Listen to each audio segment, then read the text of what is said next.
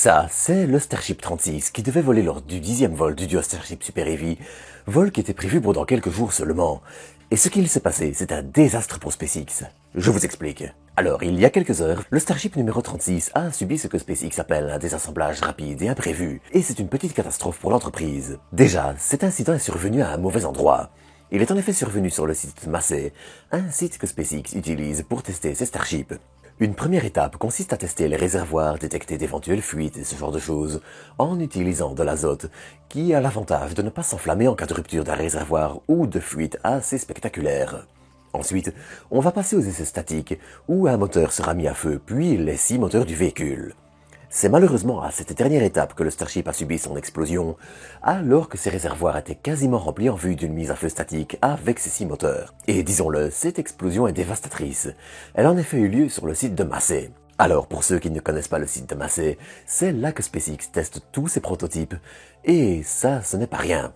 C'est là par exemple que vont aller les nouveaux Starships avant leur vol pour être testés, et c'est d'ailleurs le seul endroit où SpaceX peut les tester, et tester des améliorations avant de les intégrer à un véhicule complet. Bref, c'est un peu le centre névralgique du programme, et c'est un peu par là que tout doit passer pour avancer. Alors en général, dans le spatial, on dit que le scénario du pire, c'est le véhicule qui explose sur son pas de tir, et c'est un peu ce qui est arrivé ici. Alors heureusement, ce n'est pas arrivé lorsqu'il était empilé sur Super Heavy pour son 10e vol.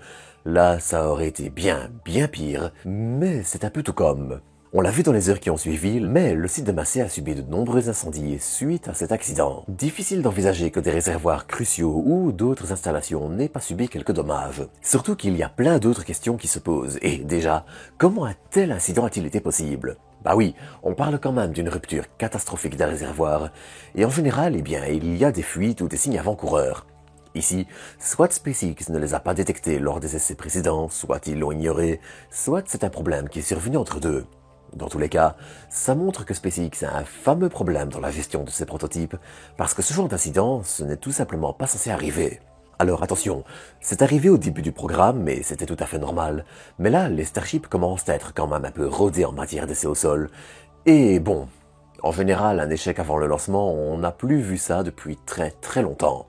Pour vous dire, et sauf erreur de ma part, ça remonte aux essais atmosphériques des prototypes dans le courant de l'année 2021. Le 10e vol, qui venait d'être autorisé à décoller à partir du 30 juin, n'aura certainement pas lieu avant un bon bout de temps. Déjà, le site de Massey doit être réparé pour que le Starship 37, le prochain à voler, puisse être testé avant son vol. Et ça va prendre du temps. Ensuite, il va falloir modifier le Starship 37 pour que justement tout soit prêt au décollage et que les incidents qui se sont produits lors du dernier vol et lors de cette explosion ne puissent pas se reproduire.